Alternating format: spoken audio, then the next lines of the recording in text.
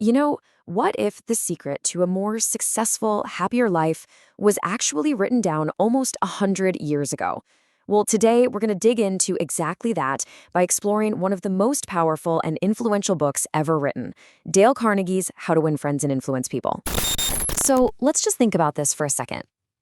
This book came out way back in 1937, and yet here we are, decades later, and it's still selling millions of copies all over the world. That raises a really interesting question, right? In a world where trends come and go in a flash, how has this one book stayed so incredibly relevant for so long?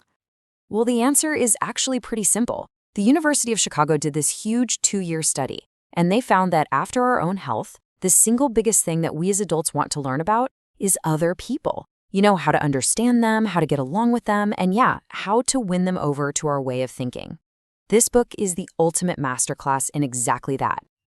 Now, Carnegie's book is just packed with all these amazing principles, but he said they all really come from one single core idea. You can think of it like a master key, the one key that unlocks everything else in the book. So what is this master key? It's this one simple but totally profound idea: arouse in the other person an eager want. See, what Carnegie realized was that the only real way to influence someone is to stop talking about what you want and instead figure out a way to show them how to get what they want. It's a total game changer of a perspective. And this is a really big deal because it forces you to completely reverse your natural instincts. Most of us, most of the time, we operate from a place of, I want this or I need that, and we try to push our own agenda. Carnegie's entire method just flips that completely upside down. It's all about understanding what the other person is after and then framing what you want as the path for them to get it. And he was so serious about this. He basically said, look, if you only take one single lesson away from all my work, let it be this one shift, this increased tendency to genuinely try to see things from the other person's point of view. That's it. That's the foundation for everything that comes next. Okay, so let's see how this master key actually works in the real world. The first big application is understanding why one of our most common habits, criticism, is almost always a terrible, terrible idea. Carnegie just boils it down to this simple but incredibly powerful rule. Principle number 1, don't criticize, condemn, or complain. It sounds so easy, right? But man, it goes against every one of our deepest impulses. So why is criticism so useless? Well, because, as Carnegie puts it, we're not dealing with creatures of logic. We're dealing with creatures of emotion. And criticism, it just wounds our pride, it immediately puts us on the defensive, and it makes us want to justify everything we've done.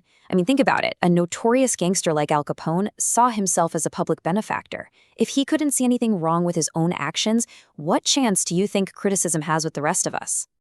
There's this perfect story about Abraham Lincoln that captures this so well. After the Battle of Gettysburg, he was absolutely furious that his general had let the enemy army escape. So he sat down and wrote this blistering, angry letter. But then he paused, he stopped, and he tried to put himself in his general's shoes, imagining the horror and the bloodshed of that battle. And he realized this letter, it's not going to accomplish anything. It's just going to create resentment. He never sent it. That letter was found after he died, and it's just this incredible reminder that sometimes the most powerful thing you can do is hold back.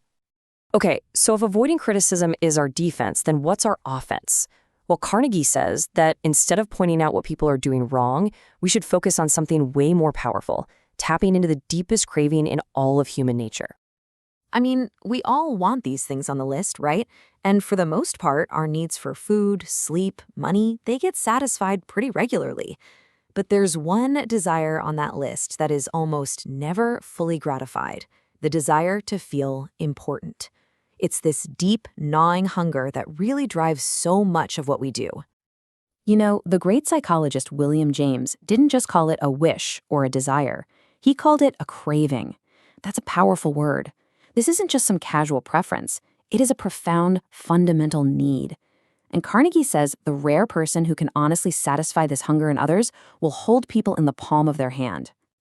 But, and this is a huge but, Carnegie is crystal clear that there is a massive difference between sincere appreciation and cheap flattery. See, appreciation is genuine. It comes from the heart. It's unselfish. Flattery, on the other hand, is insincere, it's selfish, and honestly, people can spot it from a mile away. One of them works like magic, and the other just completely backfires. And this power of sincere appreciation has a huge real-world payoff. Think about this. Charles Schwab, the first president of U.S. Steel, was earning what would be tens of millions of dollars today. And why? He said it himself. His greatest asset was his ability to build enthusiasm in people by giving them genuine appreciation and encouragement. He said he never criticized anyone, ever. So how do we put all of this together? Carnegie's big vision wasn't for you to just read his book and say, that's interesting. It was for you to turn your own life into a laboratory for success. This was his direct advice to readers. Don't treat this like a novel that you read once and then stick on a shelf.